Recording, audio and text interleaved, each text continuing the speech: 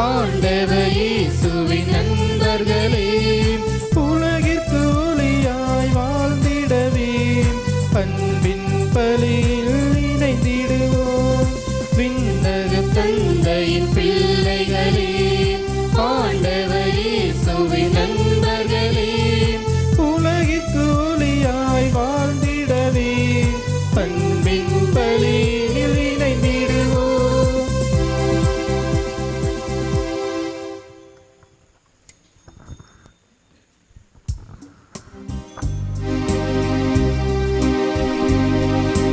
மங்கள ஆரத்தி எடுத்தும்மை அழைத்தோம், குருகுலமே வருக, குருகுலமே வருக. மங்கள ஆரத்தி எடுத்தும்மை அழைத்தோம், குருகுலமே வருக, குருகுலமே வருக. திருப்பலி செலுத்திட வருகவென்றழைத்தோம், குருகுலமே வருக, குருகுலமே வருக.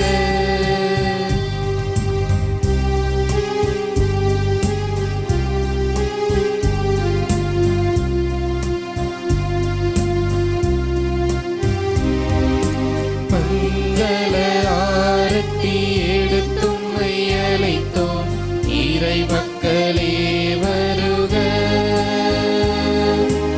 இறை மக்களே வருக. மங்கள ஆரத்தி எடுத்தும்மை அழைத்தோம், இறை மக்களே வருக, இறை மக்களே வருக. பலியினில் பங்கேற்க வருகவென்றழைத்தோம், இறை மக்களே வருக, இறை மக்களே வருக.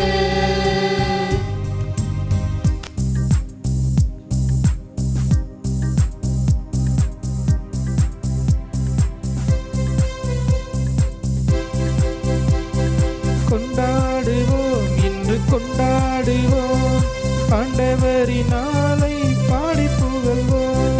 பண்பாடுவோம் நல்ல பண்பாடுவோம், படைத்திட்ட தேவனை பாடி புகழ்வோம். விண்ணக தந்தையின் பிள்ளைகளே, ஆண்டவர் இயேசுவின் நண்பர்களே, உலகிற்கு ஒளியாய் வாழ்ந்திடவே அன்பின் பலியில் இணைந்திடுவோம்.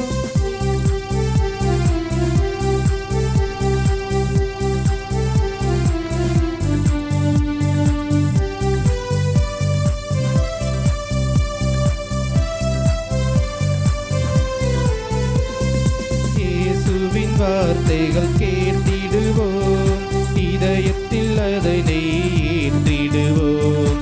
அன்பென்னும் மலையால் பலன் கொடுப்போம், அனைவருக்கும் பகிர்ந்தே வாழ்ந்திடுவோம்.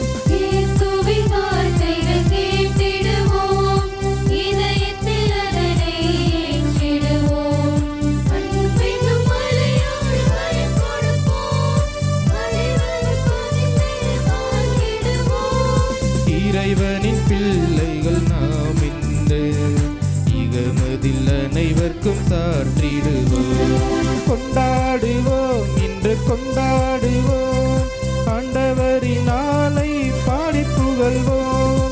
பண்பாடுவோம் நல்ல பண்பாடுவோம், படைத்திட்ட தேவனை பாடி புகழ்வோம். விண்ணக தந்தையின் பிள்ளைகளே, ஆண்டவர் இயேசுவின் நண்பர்களே, உலகிற்கு ஒளியாய் வாழ்ந்திடவே அன்பின் பலியில் இணைந்திடுவோம்.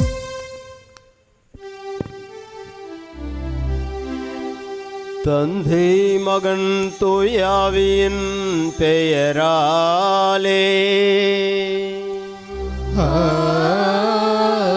ஆமென். நம் ஆண்டவராம் இயேசு கிறிஸ்துவின் அருளும் கடவுளின் அன்பும் தூய ஆவியாரின் நட்புறவும் உங்கள் அனைவரோடும் இருப்பதாக. உம் ஆன்மாவோடும் இருப்பதாக. அனைவரும் அமர்வோம்.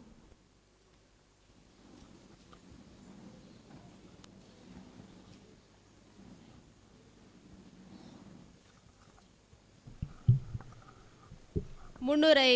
இனிமையான இளைமாலை பொழுதிலே இறைப்பிரசன்னம் குழுமியிருக்கும் அன்பு சகோதரமே, இன்றைய 7ஆம் நாள் நவநாளிலே இந்திய திருச்சபையின் போர்வாள் புனித சவேரியார் என்ற மைய கருத்தின் அடிப்படையில் இறை வழிபாட்டில் பங்கேற்க குழுமியிருக்கும் உங்கள் அனைவரையும் இன்ற நவநாளை சிறப்பிக்கின்ற குடும்பங்கள் சார்பாக வாழ்த்தி வரவேற்கின்றோம்.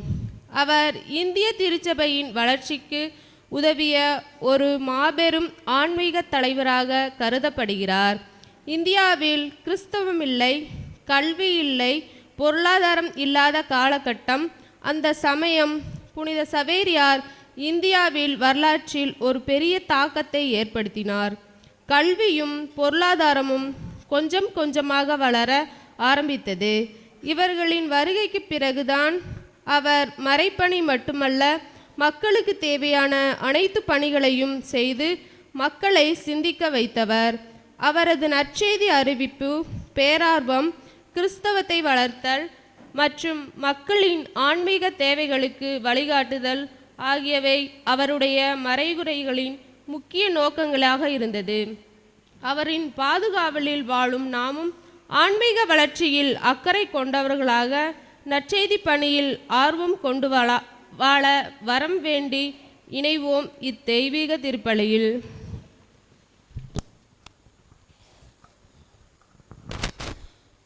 இயேசு ஆண்டவரிலும் சக்திமிகு புனித சவேரியாருடைய பெயரிலும் உங்கள் அனைவரையும் இந்த 7ஆம் நாள் திருவிழா திருப்பலிக்கு அன்போடு அழைக்கின்றேன்.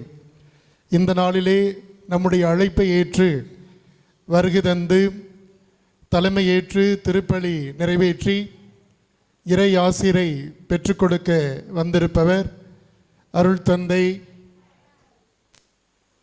தந்தை அத்தனாஸ் பங்கு தந்தை சிறுநாய்க்கன்பட்டி அவர்களை உங்கள் அனைவரின் பேராலே அன்போடு வருக, ஆசீர் பெற்று தருக என அன்புடன் அழைக்கின்றோம். அருள் தந்தை சூசை ஆரோக்கியதாஸ், இயக்குனர், தோமா அருள்பணி மையம் அவர்களையும் உங்கள் அனைவரின் பேராலே அன்போடு வருக, ஆசீர் பெற்று தருக என்று அழைக்கின்றோம். நம்முடைய அழைப்பை ஏற்று இன்றைய நாளிலே வருகை தந்து நமக்காக ஜெபிக்க இருக்கின்ற அருள் தந்தை ஜெயசீலன் பிரபு, பங்கு தந்தை நல்லமநாய்க்கன்பட்டி அவர்களையும் உங்கள் அனைவரின் பேராலே அன்போடு வருக, ஆசீர் பெற்று தருக என்று அழைக்கின்றோம். அன்பானவர்களே, இந்த நாளை திருப்பயணமாக மேற்கொண்டு வந்து ஜெபிக்க இருக்கிறவர்கள் நரியன் குடும்பத்தினர், வெத்தலை குடும்பத்தினர், முத்துச்செட்டியார் குடும்பத்தினர், பதனிக்கார் குடும்பத்தினர், கருங்குளத்தார் குடும்பத்தினர், ஊத்துப்பட்டியார் குடும்பத்தினர் இவர்களையும் உங்கள் அனைவரின் பெயராலே அன்போடு வருக வருக என்று வரவேற்கின்றேன். அன்பானவர்களே, இந்த நாளிலே தியான கருத்தாக, மறையுரை கருத்தாக இந்திய திருச்சபையின் போர்வாள் புனித சவேரியார் என்று சிந்திக்கின்றோம். எனவே இந்த நாளிலே நாமும் இந்த மண்ணுலகிலே இயேசுவுக்காக, இறையாட்சிக்காக சிறந்த போர்வாள்கள் ஒவ்வொருவரும் ஒரு போர்வாளாக இருந்து திருச்சபையை கட்டியெழுப்ப வேண்டும் என்ற சிந்தனையோடு திருப்பலியிலே பங்கெடுப்போம். அனைவரும் எழுந்து நிற்போம்.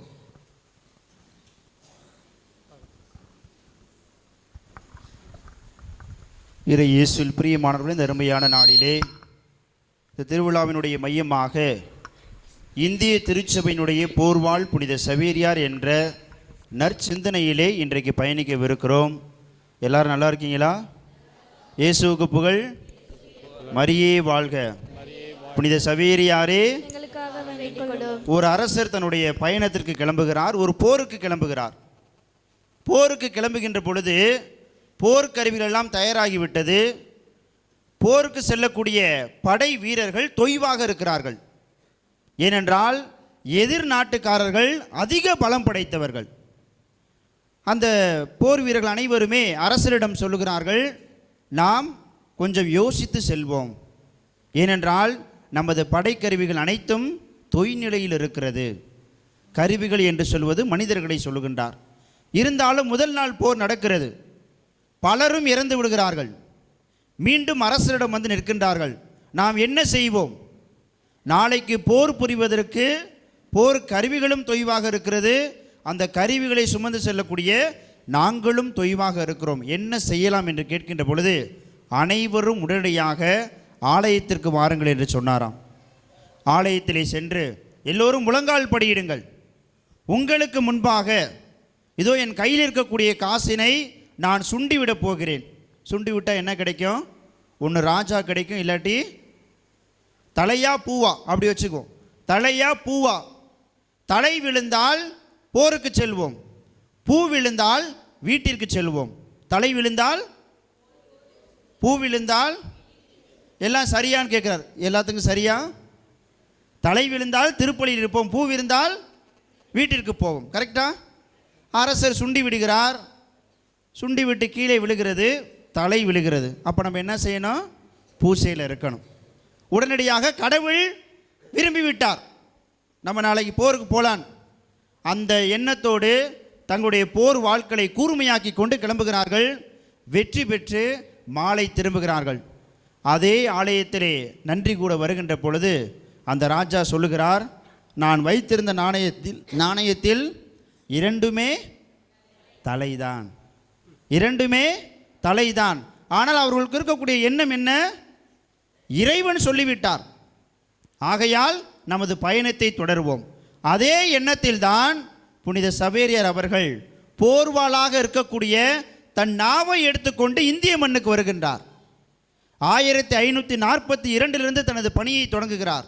அந்த ஆண்டினுடைய இறுதியிலே மொழி தெரியாத அவர் 3 அருள் பணியாளராக படிக்கக்கூடிய பிரான்சிஸ், கஸ்பார் மற்றும் இன்னொரு அருள் பணியாளர், அவரையும் அழைத்து கொண்டு தமிழை கொஞ்சம் கொஞ்சமாக கற்றுக்கொண்டு ஒவ்வொரு மண்ணுக்கும் ஏறக்குறைய 22 கிராமங்களை கடக்கின்றார். அவருக்கு போர்வாளாக இருந்தது இறைவனுடைய ஆசீர். அதைத்தான் இன்றைக்கு நாம் விரும்புகிறோம். ஆகையால் நாம் இறைவனுக்கு முன்பாக வந்திருக்கிறோம். நமது போர்வாள் என்பது நமது சிந்தனை. அதை தூய்மையாக்கி கொண்டு அதை இன்னும் வலுப்படுத்தி கொண்டோம் என்றால் இந்த ஆண்டு முழுவதுமே இறைவன் நம்மை வழிநடத்துவார். அந்த வரத்திற்காக இந்த பலியை ஒப்புக் கொடுப்போம். தகுந்த முறையில் ஒப்புக் கொடுக்க நம் இறைவனுக்கு எதிராக செய்த எல்லா குறைகளையும் எண்ணித்து மனம் வருந்தி ஜெபிப்போம். இன்று திருப்பலியானது இன்று பிறந்த நாள் கொண்டாடும் பிரின்சியா 17ஆம் ஆண்டு பிறந்த நாள் காணும் இவருக்கு நல்ல உடல் உள்ள சுகத்திற்காகவும் நீடிய ஆயுள் தர வேண்டியும், பாண்டவ படிக்கும் இவர் ஞானத்திலும் அறிவிலும் பக்தியிலும் ஞாபக சக்தியிலும் இறை நம்பிக்கையில் வளரவும் தேர்வில் அதிக மதிப்பெண்கள் பெறவும் இத்திருப்பலியில் அவருக்காக மன்றாடுவோம்.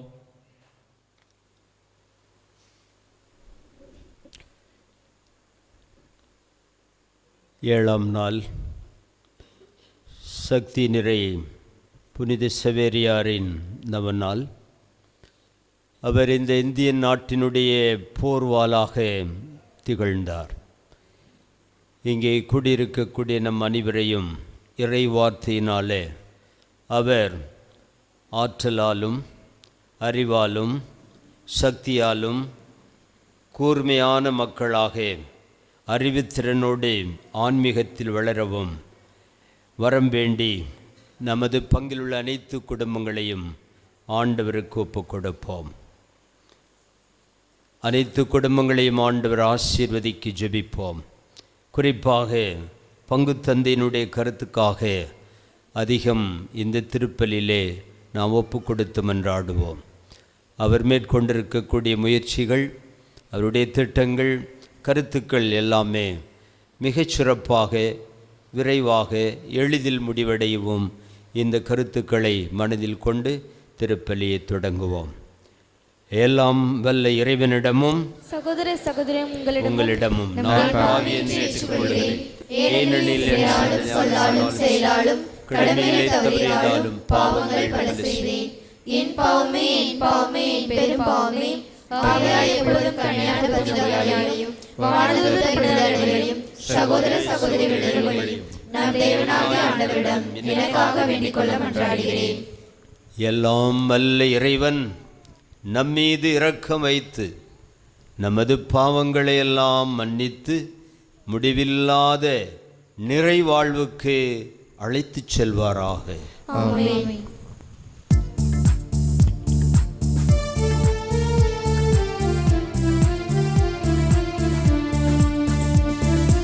ஆண்டவரே இரக்கமாயிரும். ஆண்டவரே இரக்கமாயிரும். கிறிஸ்துவே இரக்கமாயிரும். கிறிஸ்துவே இரக்கமாயிரும். ஆண்டவரே இரக்கமாயிரும். ஆண்டவரே இரக்கமாயிரும்.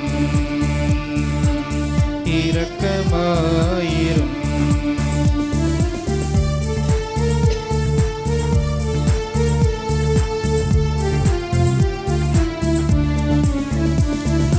உன்னதங்களிலே இறைவனுக்கு மாட்சிமை உண்டாகுக.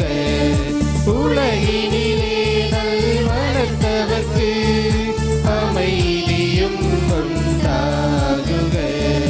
புகழ்கின்றோம் யாம் உம்மையே, வாழ்த்துகின்றோம் இறைவனே. உமக்கு ஆராதனை புரிந்து உம்மை மகிமைப்படுத்துகின்றோம் யாம். உமது மேலாம் ஆட்சிமைக்காக உமக்கு நன்றி நவில்கின்றோம். ஆண்டவராயும் இறைவனே, இணையில்லாத விண்ணரசே, ஆற்றல் அனைத்தும் கொண்டு இயங்கும் தேவ தந்தை இறைவனே. ஏக மகனாக ஜெனித்த ஆண்டவர் இயேசு கிறிஸ்து இறைவனே. ஆண்டவராயும் இறைவனே, இறைவனின் திருச்செம்மறியே, தந்தையினின்று நித்தியமாக திணித்த இறைவன் மகனே நீர். உலகின் பாவம் போக்குபவரே, நீர் மீது இறங்குவே. உலகின் பாவம் போக்குபவரே, எம் மன்றாட்டை ஏற்றருள்வே. தந்தையின் வலத்தில் வீற்றிருப்பவரே, நீரம் மீது இறங்குவே. ஏனெனில் இயேசு கிறிஸ்துவே, நீர் ஒருவரே தூயவர். நீர் ஒருவரே ஆண்டவர், நீர் ஒருவரே உன்னதர். பரிசுத்த ஆவியுடன் தந்தை இறைவன் மாட்சியில் உள்ளவர் நீரே. ஆமென். ஆமென். ஆமென். ஆமென். மன்றாடுவோமாக. எல்லாம் வல்லவரான இறைவா, புனித பிரான்சிஸ் சவேரியாரின் படிப்பினை வழியாக எங்கள் நாட்டில் எண்ணற்ற மக்களை உம்பால் ஈர்த்து கொண்டே, அதனால் அவர்களின் உள்ளங்கள் நம்பிக்கைக்காக அதே ஆர்வத்தினால் பற்றி எரியவும் புனித திரு அவை தம் மக்கள் பெருகி வளர்வதைக் கண்டு எங்கும் மகிழ்ந்திருக்க செய்வீராக.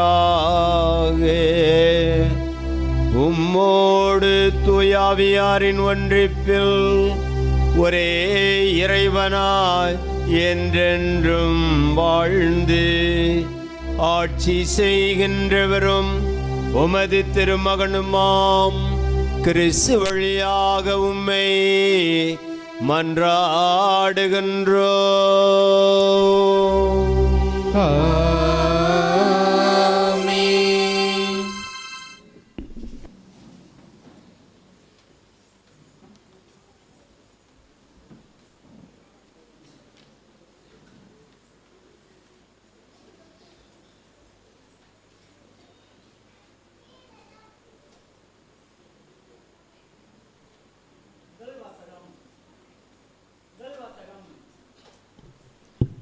எபேஸ் தூய பவுல் எபேசியருக்கு எழுதிய திருமுகத்திலிருந்து வாசகம்.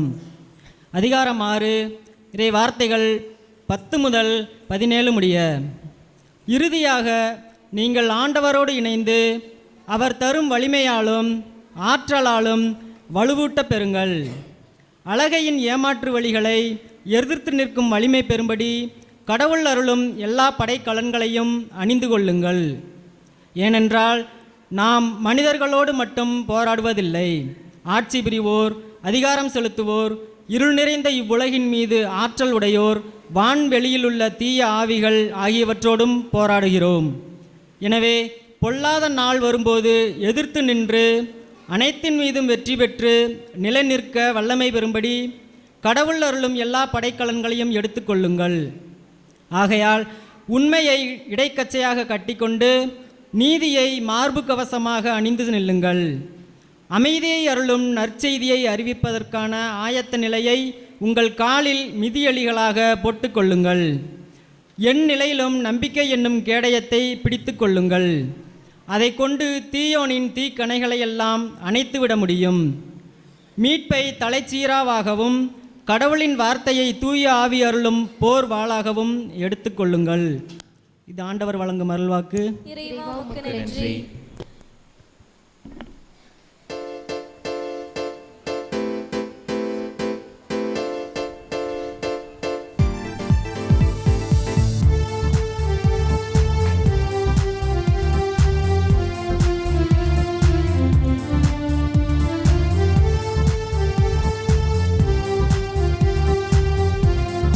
தலைவா, பெற்ற தாய் என்னை மறந்தாலும் ஒருபோதும் மறவாமல் காக்கின்ற என் தெய்வமே.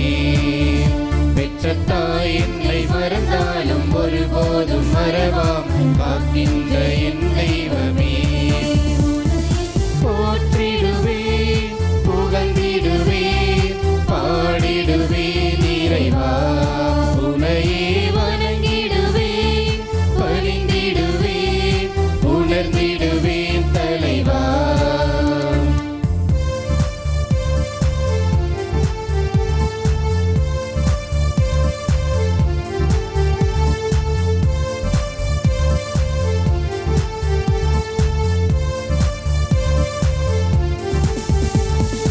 உன் அன்பை மறந்து நான் சென்ற போதும் என் மீது அன்பை பொழிபவனே.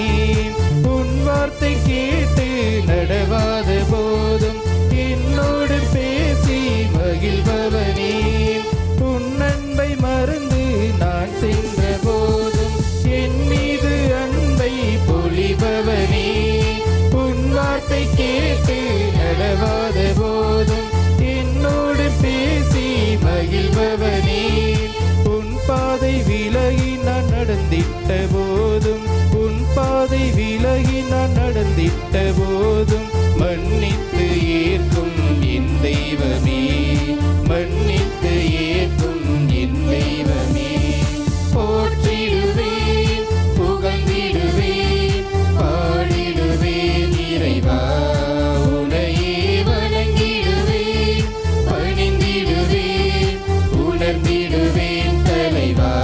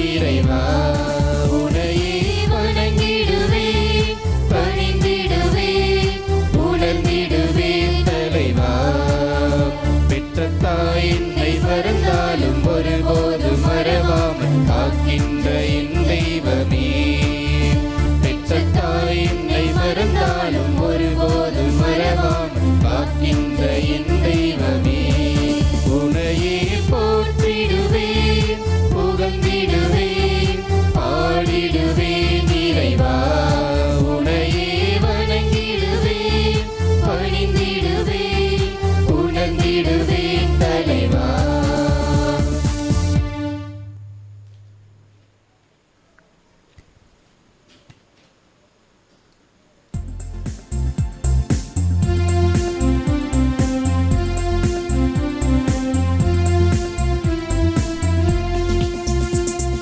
Hallelujah, hallelujah, hallelujah, hallelujah, hallelujah, hallelujah,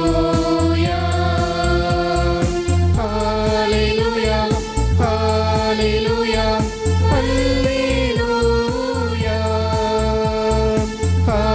hallelujah, hallelujah, hallelujah, hallelujah.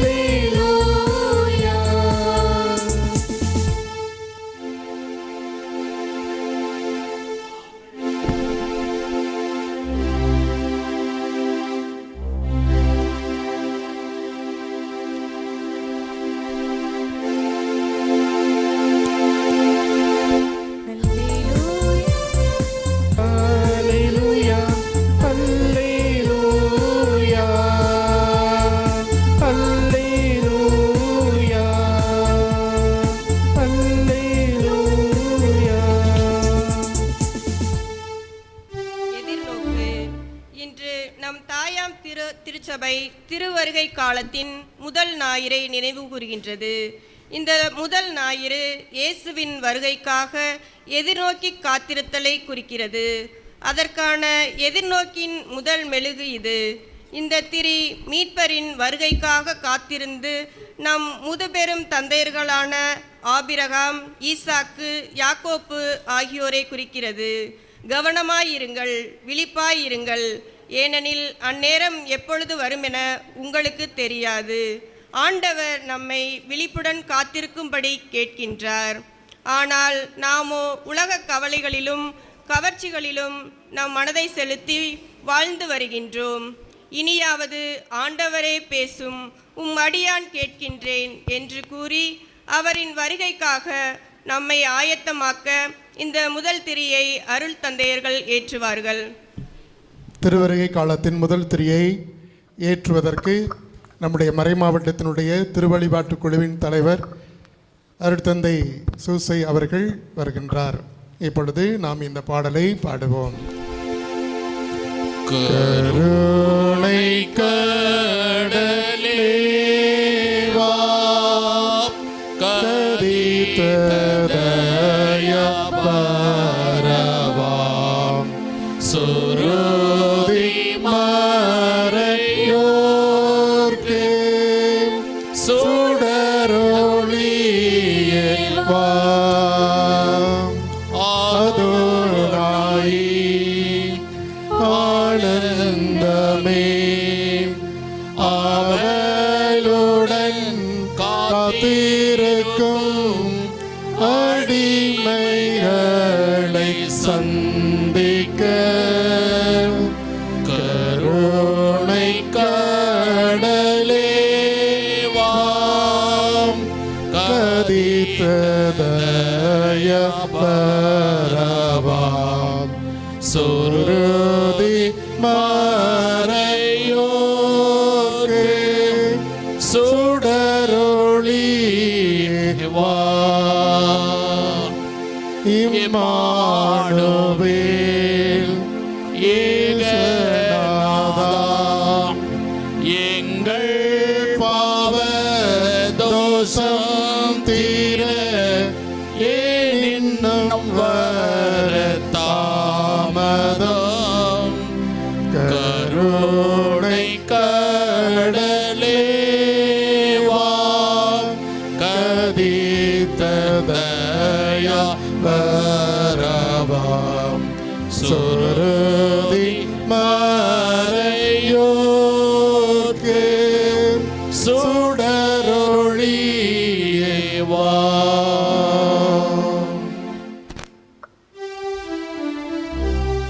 ஆண்டவர் உங்களோடு இருப்பாராக. உம் ஆன்மாவோடும் இருப்பாராக. லூக்கா எழுதிய தூய நற்செய்தியிலிருந்து வாசகம். ஆண்டவரே மாட்சி உமக்கே.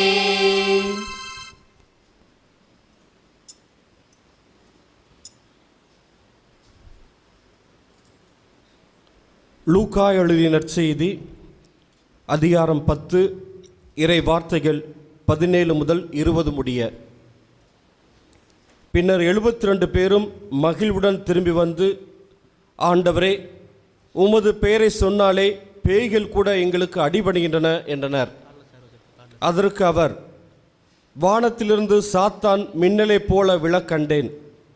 பாம்புகளையும் தேள்களையும் மிதிக்கவும் பகைவரின் வல்லமை அனைத்தையும் வெல்லவும் உங்களுக்கு அதிகாரம் கொடுத்திருக்கிறேன். உங்களுக்கு எதுவுமே தீங்கு விளைவிக்காது.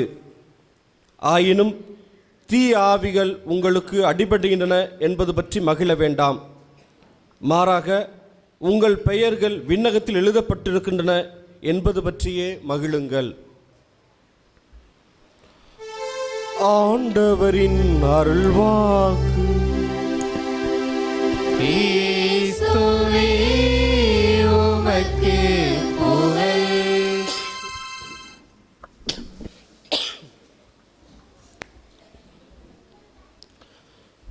இறை இயேசுவில் அன்புக்குரிய சகோதர சகோதரிகளே, முதலிலே உங்கள் அனைவரையும் அன்போடு வாழ்த்துகின்றேன்.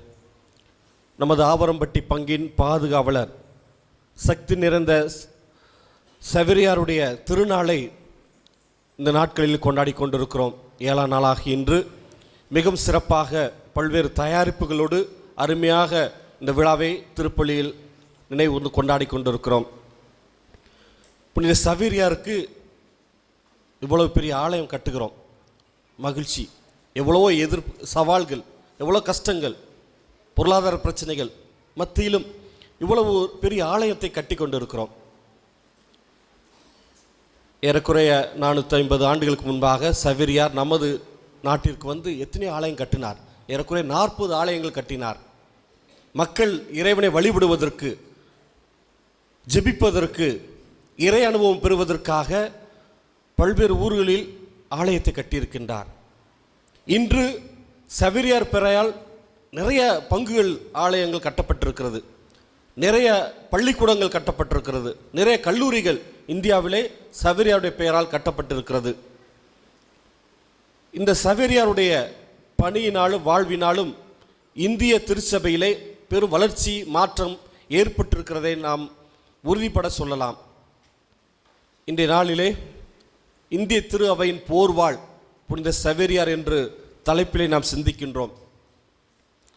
தலைப்பே கொஞ்சம் டெரராக இருக்குது போல இருக்குது.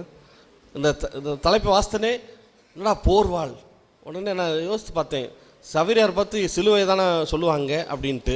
இருந்தாலும் ஃபாதர் ஒரு விளக்கம் சொன்னாங்க, உண்மைதான்.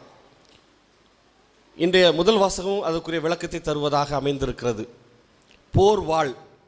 போர்வாள் யார் கையில் இருக்கும்?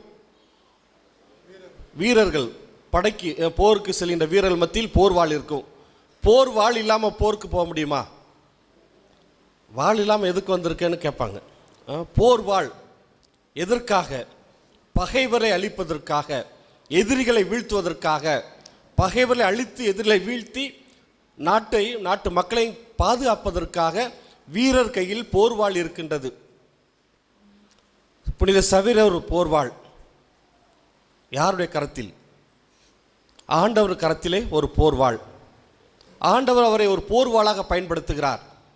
நற்செய்தி அறிவிப்பதற்காக, மக்களுடைய உள்ளங்களை குத்தி ஊடுருவதற்காக.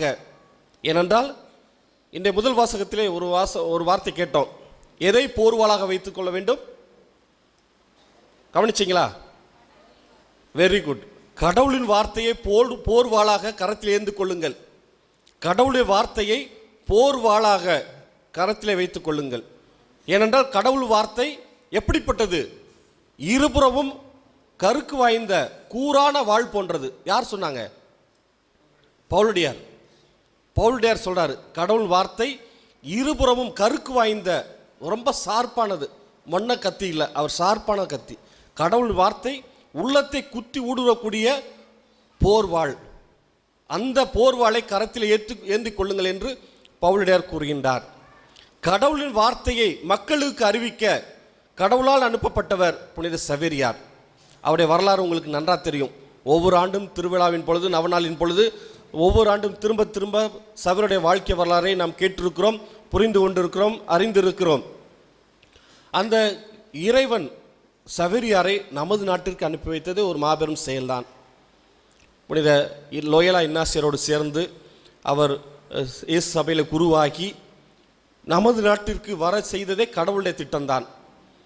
இந்தியாவிலே நற்செய்தி பணி ஆற்ற வேண்டும் என்று போர்ச்சுகீசிய மன்னன் 3ஆம் ஜான் அவர் திருத்தந்தையின் மூலமாக லோயலா இன்னாசியிடம் கேட்டபொழுது வேறு இருவரை இந்த இந்தியாவுக்கு அனுப்புவதாக அவர் திட்டமிட்டிருந்தார்.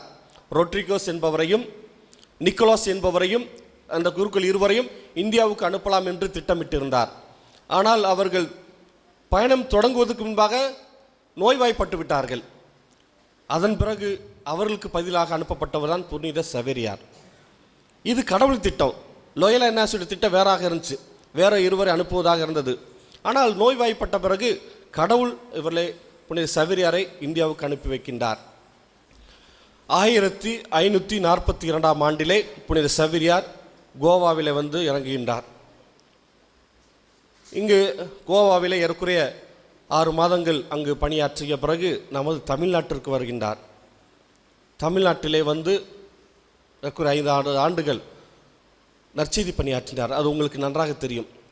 அவர் வாழ்ந்த காலம் ஏறக்குறைய 450 ஆண்டுகளுக்கு முன்பாக எப்படி இருந்திருக்கும்? வசதி குறைவான காலம், போக்குவரத்து வசதி இல்லை, கால்நடையாகவே நடந்து செல்ல வேண்டும், பொருளாதார வசதி இருக்காது, மக்களுடைய வாழ்க்கை தரம் ரொம்ப மோசமாக இருந்திருக்கும். அந்த காலத்தில் கிறிஸ்தவர்கள் இருந்தார்கள். புனித சவேரியார் இந்தியாவுக்கு வந்த பொழுது கிறிஸ்தவர்கள் பேரளவில் இருந்தார்கள். அவளை பேர் மட்டும் கிறிஸ்தவராகும், ஆனால் கிறிஸ்துவை பற்றி தெரியாது, கடவுளை பற்றி தெரியாது, ஜெபிக்க தெரியாத ஒரு சூழல். பொருளாதாரத்திலும் பின்தங்கியவர்களாக இருந்தார்கள், கல்வியறிவிலும் பின்தங்கியவர்களாக இருந்தார்கள், இறை நம்பிக்கையும் அற்றவர்களாக இருந்தார்கள். பெயருக்கு கிறிஸ்தவர்கள், அவர் சொல்லி குற்றம் இல்லை. ஏனென்றால் அவருக்கு வழிகாட்ட ஆள் இல்லை, அவர்களுக்கு இயேசுவை பற்றி சொல்லித் தருவதற்கு ஆள் இல்லை. இத்தகைய சூழ்நிலை புனித சவேரியார் நமது நாட்டிற்கு வந்து, நாம் வாழ்கின்ற கடற்கரை பகுதிக்கு வந்து மக்களின் மீது அக்கறை கொண்டவராக, கடவுளின் அன்பையும் கடவுளின் வார்த்தையும் மக்களுக்கு எடுத்து சொல்வதற்காக தாழ்ச்சி நிறைந்த உள்ளத்தோடு எளிமையான வாழ்க்கை வாழ்ந்தார். அவர் பிறந்த ஒரு இடம் வசதியான இடம், அரசவையிலே ஆடம்பரமான வசதியான வாழ்க்கையை வாழ்ந்திருக்கலாம். ஆனால் கடவுளின் வார்த்தையால் மனமாற்றம் அடைந்து கடவுளுக்காக தன்னை அர்ப்பணித்து, அந்த கடவுள் வார்த்தையை அறிவிக்க வேண்டும் என்பதாக தன்னை முழுமையாக அர்ப்பணித்து நமது நாட்டிற்கு வந்து மக்கள் மீது அன்பும் இரக்கம் கொண்டு மக்களுக்கு கடவுளே வார்த்தை அறிவிக்க வேண்டும். அதைத்தான் அவர் முதல் செய்தார். மக்கள் கடவுளை பற்றி அறியாமல் இருக்கின்றார்கள், ஜெபிக்க தெரியாமல் இருக்கிறார்கள். அவர்களுக்கு ஜெபிக்க கற்றுக் கொடுக்க வேண்டும், மறைக்கல்வி கற்றுக் கொடுக்க வேண்டும். அந்த மறைக்கல்வி மூலமாக கடவுளை அறிய செய்ய வேண்டும், அதன் மூலமாக அவருடைய ஆன்மாவை மீட்க வேண்டும், அவருடைய வாழ்வை பாதுகாக்க வேண்டும் என்பதற்காக பல்வேறு துயரங்களை துன்பங்களை அனுபவித்து பல்வேறு எதிர்ப்புகளை சமாளித்து அவர் மறைக்கல்வி கற்றுக் கொடுத்தார். மிக எளிய யுத்தியை பயன்படுத்தினார். நான்லாம் சின்ன பிள்ளையாக இருக்கும்போது உலகம்பட்டியிருந்தால் பங்கு, மரவட்டியில் பங்கு இல்லை. அப்போ எப்போயாவது ஃபாதர் பூசிக்கு வந்தார்னா அங்கே மை செட்டு கூட இருக்காது. 6வது படிக்கும்போது எனக்கு ஞாபகம் இருக்குது, தட்டு மணி எடுத்துகிட்டு தெருவா தட்டு மணி அடிச்சுட்டு ஃபாதர் வந்துட்டார், பூசைக்கு வாங்கன்ட்டு சொல்லிகிட்டே போவோம். இது சவேரியாருடைய ஒரு யுத்தியாக இருந்தது அந்த காலத்தில். சவேரியாரும் தெருவாக மணியை அடித்து கொண்டு மக்களை ஒன்று சேர்த்து அவர்களுக்கு மறையுரையாற்றினார், மறைக்கல்வி எடுத்தார், மறைக்கல்வி கற்றுக் கொடுத்தார், கடவுளை பற்றி அவளுக்கு விளக்கி சொன்னார், கடவுள் வார்த்தையை அறிவித்தார். அதை கேட்ட மக்கள் நம்பிக்கை கொண்டார்கள். நம்பிக்கை கொண்ட மக்கள் திருமுழுக்கு பெற்றார்கள், கிறிஸ்தவாக மாறினார்கள். இவ்வாறு பல ஊர்களுக்கு சென்று இந்த முறையிலே எளிய வகையிலே மக்களுக்கு மறைக்கல்வி கற்றுக் கொடுத்து அவர்களை நம்பிக்கையில் வளர்த்தெடுத்தார். அவர் தெளிவாக இந்த மக்களை பார்த்து உணர்ந்தார், இந்த மக்களுக்கு மறைக்கல்வி ரொம்ப ரொம்ப முக்கியம், கல்வி இவர்களுக்கு முக்கியம், கல்வியினால்தான் இவர்கள் கற்றுக்கொண்டு நம்பிக்கையில் நிலைத்திருக்க முடியும். எனவே மறைக்கல்வியோடு சேர்ந்து வாழ்க்கை கல்வியும் அவர் கற்றுக் கொடுக்கின்றார். இன்று மரக்கேள்வி ஞாயிறு மரக்கேள்வியாக எடுக்கிறோம், பள்ளிக்கூடத்தில் மரக்கேள்வி எடுக்கிறோம். நான் அந்த பள்ளிக்கூட விசிட் வந்தப்போ பார்த்தேன். உண்மையிலே பாராட்டுகள். மரக்கேள்வி மாணவர்கள் அருமையாக ஆர்வத்தோடு பதில் சொன்னார்கள், நிறைய கற்றுக் கொடுக்கின்றார்கள். இதற்கு தொடக்கம் என்னவென்றால் புனித சவேரியார் தான். சவேரியார் பேரால் தான் இந்த பள்ளிக்கூடம்லாம் இருக்குது. சவேரியார் தான் சின்ன குறிப்பிடம். நம்மளாம் படிக்கும்போது சின்ன குறிப்பிடம் படித்து இப்போ புதிய குறிப்பிடம் அவர் உருவாக்கியது. அவர் இந்த அடிப்படை ஜெபங்கள், நம்பிக்கை அறிக்கை, 10 கட்டளைகள், இயேசு கற்றுக் கொடுத்த இறைவேண்டல், மனத்தீர் மன்றாட்டு, இதெல்லாம் தமிழில் முதலாக மொழிபெயர்த்து மறைக்கல்வி நூலை உருவாக்கியவர் புனித சவேரியார்.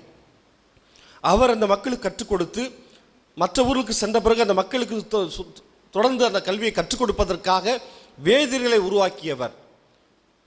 பொதுநிலை நிறைய தனது நற்செய்தி பணிகளை இணைத்து கொண்டவர். தான் மட்டும் நற்செய்தி அறிவித்தால் போதாது, மக்களையும் இந்த மறைக்கல்வி வகுப்பிலே நற்செய்தி அறிவிப்பு பணியில் இணைக்க வேண்டும் என்று திருத்தொண்டர்கள், வேதியர்கள், சிறுவர் சிறுமியர் எல்லாரையும் இணைத்து அவர்களையும் இந்த நற்செய்தி பணியில் ஈடுபடுத்தியவர் புனித சவேரியார். எனவே சவேரியார் சாதாரண புனிதர் அல்ல, மிகப்பெரிய புனிதர். இன்றும் அவரை பின்பற்றி தான் நமது நாட்டிலும் உலகெங்கும் பல்வேறு நற்செய்தி பணிகள் நடைபெற்று கொண்டிருக்கிறது. புதிய முறையில் நற்செய்தி அறிவிக்க வேண்டும் என்பதற்கு அவர் மிகப்பெரிய தூண்டுகோலாக இருக்கின்றார். நற்செய்தியை இந்த மறைக்கல்வி மூலமாக அறிவிக்க வேண்டும். அன்று வாழ்ந்த மக்கள் எளிய நம்பிக்கை கொண்டவர்கள், படிப்பறிவற்ற மக்கள், வசதியற்றவர்கள், பொருளாதார நிலை மிக மோசமான நிலையிலும் அவர்களுக்கு ஏற்ற வகையிலே எளிய முறையிலே தன்னுடைய இறை ஞானத்தாலும் மக்கள் மீது கொண்ட அன்பினாலும் கடவுள் மீது கொண்ட அன்பினாலும் அவர்களுக்கு புரிகின்ற வகையிலே எளிய முறையிலே கற்றுக் கொடுத்து அந்த மக்களுக்கு நல்வழி காட்டினார். மறைக்கல்வி கற்றுக் கொடுத்து கிறிஸ்தவராக்கி திருமுழுக்கு கொடுத்ததோடு நின்றுவிடவில்லை. அந்த மக்கள் கிறிஸ்தவராக இருந்தாலும் கூட அவருடைய பழக்க வழக்கங்கள் இன்னும் மோசமாகத்தான் இருக்குது. மூட நம்பிக்கை அவரிடம் இருந்தது. மாந்திரிக செயல்பாடுகள், சிலைகளை வழிபடுகின்ற பழக்கம் அந்த மக்களிடம் இருந்தது. அவர்களுக்கு தெளிவாக கற்றுக் கொடுத்தார். ஒரு போர்வாளை போல அவருடைய பழக்க வழக்கங்களை அழித்தார், சிலைகளை தூக்கி போட்டு உடைத்தார். ஏனென்றால் அந்த மக்கள் பயந்து போயிருந்தார்கள். சிலைகளுக்கு வழிபாடு செய்யாவிட்டால் நமக்கு ஏதோ ஆபத்து வந்துடும், மாந்திரிகம் செய்யாவிட்டால் நாம் பாதிக்கப்பட்டு விடுவோம் என்று அச்சத்தினால் அந்த சிலைகளை வழிபட்டு கொண்டிருந்தார்கள். இவர் துணிச்சலோடு அதெல்லாம் தூக்கி போட்டு உடைச்சு, இது மேல் நம்பிக்கை வைக்காதீங்க, இந்த சிலைகளால் ஒன்றும் செய்ய முடியாது, உண்மையான கடவுள் மீது நம்பிக்கை வைங்கள் என்று ஒரு போர் வாளை போல் அவர் உள்ளத்தை குத்தி ஊடுருவி அவருடைய நம்பிக்கையை புதுப்பிக்கின்றார். உயிருள்ள கடவுள் மீது நம்பிக்கை கொள்ளுங்கள், அவருடைய வார்த்தையை கேட்டு அதன்படி வாழுங்கள், அதை வாழ்விலை கடைபிடியுங்கள். இந்த மாந்திரிக செயல்பாடுகள், பில்லிசூனிய செயல்பாடுகள், சிலை வழிபாடுகள்லாம் நமக்கு தேவையில்லை என்று ஒரு புரட்சியை மக்கள் மத்தியில் ஏற்படுத்தி இருக்கின்றார். அது மட்டுமல்ல, இன்று குடிப்பழக்கம் மிகப்பெரிய ஒரு நோயாக இருக்கிறது, பெரும் பிரச்சனையாக இருக்கிறது. அதே போல் சவேரியார் வாழ்ந்த காலத்திலும் குடிப்பழத்திற்கு அடிமையாகி பல குடும்பங்கள் சீரழிந்த சூழலிலே அவர்களுக்கு நல்வழிப்படுத்துகிறார். குடிநோயிலிருந்து, குடிப்பழக்கத்திலிருந்து விடுபடுவதற்கு அவர்களுக்கு நல்வழி காட்டினார். அது மட்டுமல்ல, சமுதாய சாதி ஏற்றத்தாழ்வுகள் அன்றும் இருந்தது, இன்றும் இருக்கிறது. அவர் எளிமையாக நற்செய்தியை அறிவித்து விடவில்லை, எளிமையாக மக்களிடம் சென்று மறைக்கல்வி கற்றுக் கொடுக்கவில்லை. பல எதிர்ப்புகள், குறிப்பாக ஒடுக்கப்பட்ட ஜாதி மக்களிடம் சென்ற பொழுது உயர்ந்த ஜாதியினர் அவருக்கு எதிராக செயல்பட்டார்கள். ஆனால் அவர் துணிச்சலோடு எல்லாரும் கடவுளின் பிள்ளைகள், இந்த கீழ் ஜாதி மக்கள் என்று நீங்கள் சொல்லுகின்ற மக்களும் கூட கடவுளின் பிள்ளைகள் தான், அவர்களுக்கு நான் நற்செய்தி இருக்க வேண்டும், அவர்களும் கடவுளின் வார்த்தை கேட்க வேண்டும் என்று துணிச்சலோடு ஜாதிய ஒடுக்குமுறைக்கு எதிராக அவர் எல்லாருக்குமே நற்செய்தி அறிவித்தார். எல்லாருமே கடவுள் பிள்ளைகள் என்ற ஒரு மாற்று சிந்தனையை நற்செய்தியின் மூலமாக, மறைக்கல்வி மூலமாக அவர் எடுத்து காட்டினார். இவ்வாறு அவர் செய்த ஒவ்வொரு செயலும் நம்பிக்கை அடிப்படையிலோடு நின்று விடவில்லை, மறைக்கல்வியோடு நின்று விடவில்லை. அவருடைய வாழ்வை மாற்றுகின்ற, அவருடைய சிந்தனையை மாற்றுகின்ற, அவருடைய செயல்பாடை மாற்றுகின்ற செயலாக, ஒரு நல்ல ஒரு போர் வாளாக, உள்ளத்தை குத்தி ஊடுகின்ற வாளாக அவர் செயல்பட்டிருக்கிறார். கடவுள் வார்த்தையை அவ்வாறு அந்த மக்கள் மத்தியிலே செயலாற்றிருக்கிறார். அது மட்டுமல்ல, இன்றும் கூட ஏற்றத்தாழ்வு இருப்பது போல ஏழை எளிய மக்கள் சுரண்டப்பட்டார்கள். செல்வந்தர்களால், முதலாளிகளால், உயர்ந்த ஜாதி மக்களால் ஏழை மக்களுடைய உழைப்பு சுரண்டல் நடந்தது, பொருளாதார சுரண்டல் நடந்தது. அதையும் எதிர்த்து புனித சவேரியார் மக்கள் சார்பாக இருந்து வாதாடி அவர்களுக்குரிய ஊதியத்தை கொடுக்க அவர் செயல்பட்டார். ஏன், தன் சொந்த நாடு போர்ச்சுகல் நாட்டிலிருந்து வந்த படை வீரர்கள், போர்ச்சுகல் அதிகாரிகள் கூட பல நேரங்களில் மக்களை தவறான வழியிலே பயன்படுத்தினார்கள், மக்களுக்கு துர்மாதிரியாக இருந்தார்கள். எனவே மக்களை பாதுகாப்பதற்காக சொந்த நாட்டு மக்களை அந்த அதிகாரிகளை கூட கண்டித்தார். நீங்கள் செய்வது தவறு, உங்கள் வாழ்க்கை முறை தவறு, நீங்கள் மக்களை தீய வழியில் நடக்கக்கூடாது, மக்களை சுரண்டக்கூடாது என்று போர்த்துக்கல் நாட்டு அதிகாரியையும் அவர் கண்டிக்கின்ற அளவுக்கு மனிதநேயம் கொண்டவராக நல்ல உள்ளம் படைத்தவராக இருந்திருக்கிறார். எனவே தான் அவரை நாம் மாபெரும் புனிதராக ஏற்றுக்கொண்டு போராடி இருக்கிறோம், போற்றி கொண்டிருக்கிறோம், கொண்டாடி கொண்டிருக்கிறோம். அன்புக்குரியவர்கள், இது மட்டுமல்ல, அன்று கடற்கரை ஓரத்தில் உயிர்த்தெழும் எதிர்நோக்குடன் தொழில் கொள்ளும் எங்கள் சகோதர சகோதரிகளையும் இறந்தோர் அனைவரையும் இரக்கத்துடன் நினைவு கூர்ந்து திருமுக ஒளியில் ஏற்றலும் எங்கள் அனைவரும் மீதும் இரக்கமாயிரும். கடவுளின் கன்னித்தாயான புனித மரியா, அவருடைய கணவரான புனித யோசேப்பு, புனித திருத்துதர்கள், இவ்வுலகில் நமக்கு உகந்தவராயிருந்தோர் ஆகிய புனிதர் அனைவருடனும் நாங்கள் நிலைவாழ்வில் பங்கு கொள்ளும் தகுதி பெற்று திருமகன் இயேசு கிறிஸ்து வழியாக உம்மை புகழ்ந்து வரமரல உம்மை மான்றாடுகின்றோம்.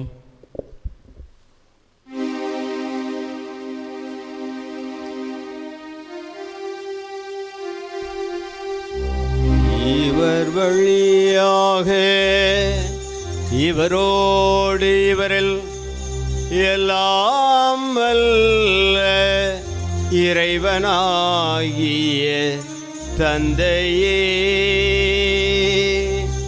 தூயாவியாரின் ஒன்றிப்பில் எல்லா புகழும் மாட்சியும் என்றென்றும் உமக்கு உரியதே.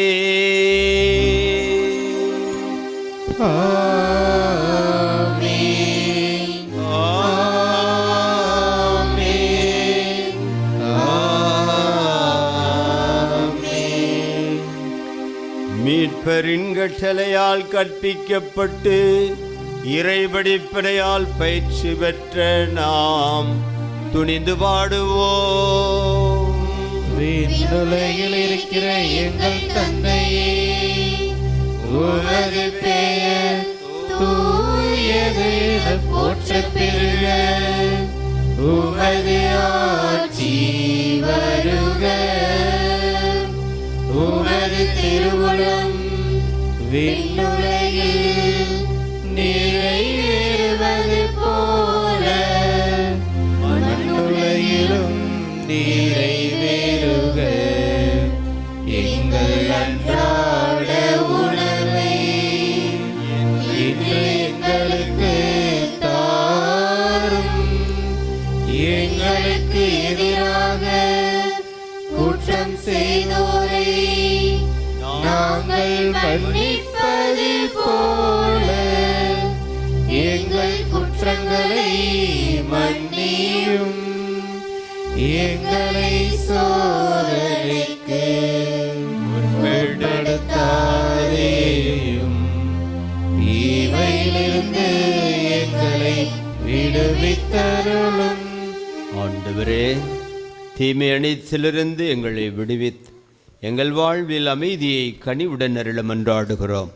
உமது இரக்கத்தின் உதவியால் நாங்கள் பாவ நாட்டத்திலிருந்து எப்போதும் விடுதலை பெற்று யாதொரு கலக்கம் இன்றி நலமாயிருப்போமாக.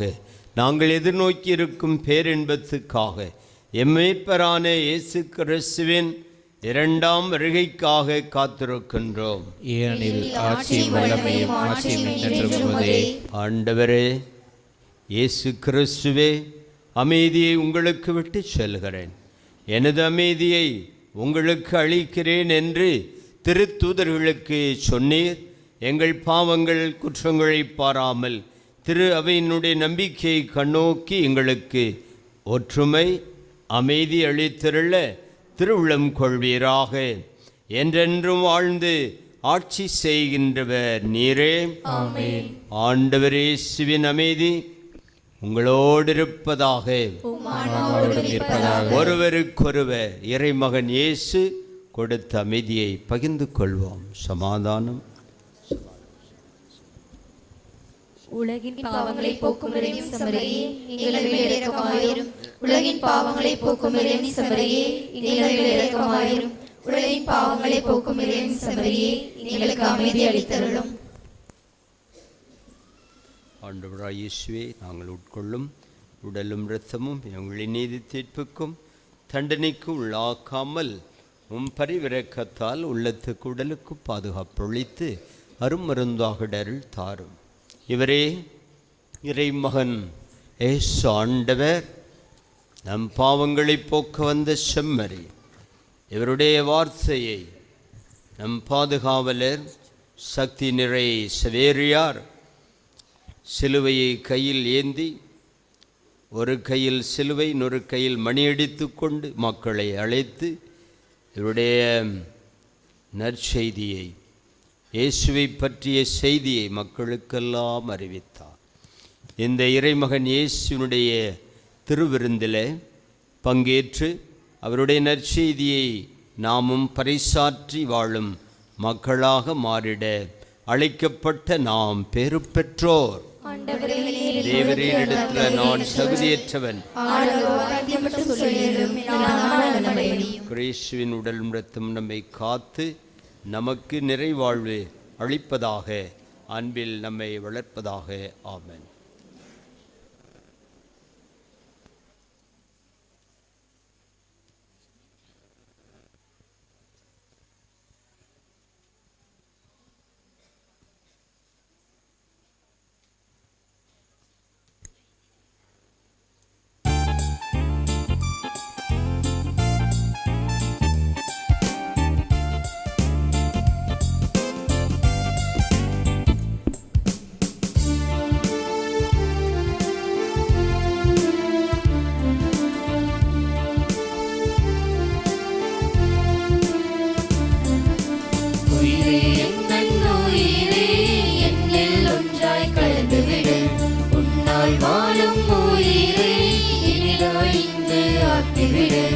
உணவாயினில் நீ வரும் வேலை உலகினிதாய் மாறிடும் நாளை. உயிரே எந்தன் உயிரே என்னில் ஒன்றாய் கலந்துவிடு, உன்னால் வாழும் உயிரை இனிதாய் இன்று ஆக்கிவிடு.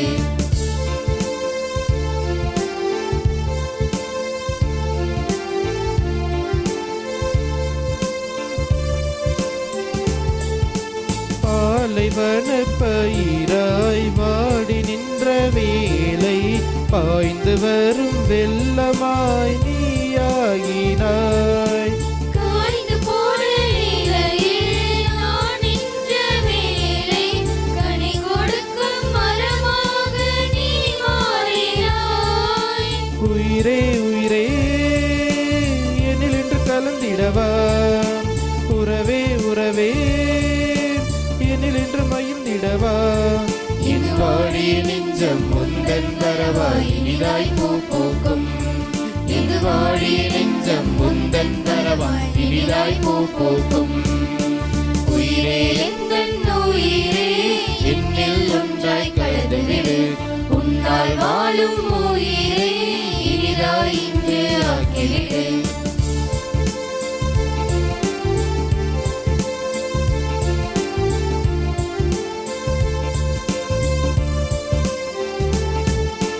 தேய்ந்து போன நிலையில் நான் நின்ற வேலை தோல் கொடுக்கும் தோழனாய் நீ ஆறினாய். சோர்ந்து போன நிலையில் நான் நின்ற வேளை தாங்கி வரும் கரமாக நீ ஆகினாய். உயிரே உயிரே என்னில் இன்று கலந்திடவா, உறவே உறவே என்னில் இன்று மகிழ்ந்திடவா. என் வாழிய நெஞ்சம் முந்தன் வரவாய் இனிதாய் பூ பூக்கும். என் வாழிய நெஞ்சம் முந்தன் வரவாய் இனிதாய் பூ பூக்கும். உயிரே எந்தன் உயிரே என்னில் ஒன்றாய் கலந்துவிடு, உன்னால் வாழும் உயிரை இனிதாய் இன்று ஆக்கிவிடு. உணவா என்னில் நீ வரும் வேலை உலகினிதாய் மாறிடும் நாளை. உயிரே எந்தன் உயிரே என்னில் ஒன்றாய் கலந்துவிடு, உன்னால் வாழும் உயிரை இனிதாய் இன்று ஆக்கிவிடு.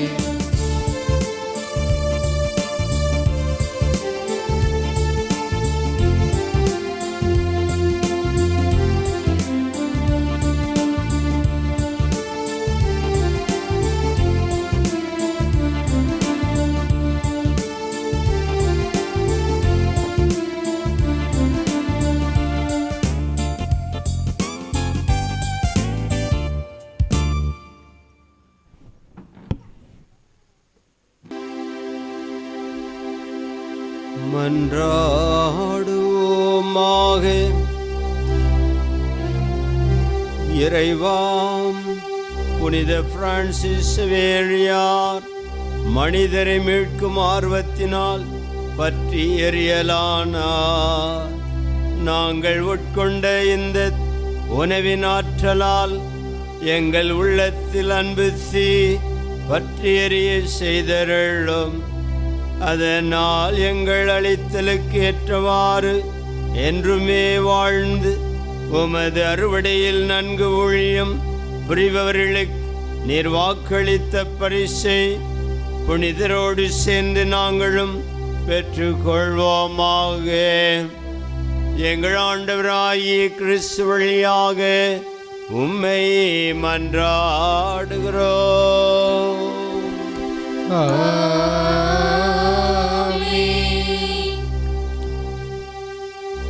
என்றென்றும் உள்ள எல்லாம் வல்லவரான இறைவா, வாழ்வின் ஊற்றும் தூய்மையின் தொடக்கமுமான தண்ணீர் வழியாக மக்கள் புனிதமடைந்து நிலை வாழ்வின் கொடையை பெற திருவுளமானே. இந்த தண்ணீரை புனிதப்படுத்தி ஆசீர்வதியும். ஆண்டவரே, உமது புனித நாளான இன்று அருட்காவலை பெற விரும்புகிறோம். வாழ்வழிக்கும் உமது அருளின் ஊற்றை எம்முள் புதுப்பித்துருளும். தண்ணீரால் எங்கள் உள்ளத்தை உடலையும் தீமை அனைத்திலிருந்து காத்துருள்வீராக. இவ்வாறு நாங்கள் தூய இதயத்தோடும் அணுகி வரவும் உமது மீட்பை பெற்று செல்லவும் தகுதி பெறுவோமாக. எங்கள் ஆண்டவர் கிறிஸ்து வழியாக உம்மை மன்றாடுகிறோம். எல்லாம் வல்ல இறைவா, தண்ணீர் வளம் பெற அதில் உட்பட வேண்டுமென இறைவாக்கினர் எலிசா வழியாக கற்பித்தீர். உமது படைப்பு பொருளான இந்த உப்பை பரிவிரக்கத்தோடு புனிதப்படுத்தி அருள உமை தாழ்மையோடு வேண்டுகிறோம். ஆண்டவரே, உப்பு கலந்த தண்ணீர் தெளிக்கப்படும் இடமெல்லாம் தீயோனின் தாக்குதல் அனைத்தையும் தோல்வியுறை செய்யும். உமது ஆவியார் உடனிருந்து எங்களை இடையறாமல் காப்பாராக. எங்கள் ஆண்டவர் இயேசு கிறிஸ்து வழியாக உம்மை மன்றாடுகின்றோம். எல்லாம் வல்ல இறைவன் தந்தை, மகன், தூயாவியார் நம் அனைவரையும் ஆசீர்வதிப்பாராக.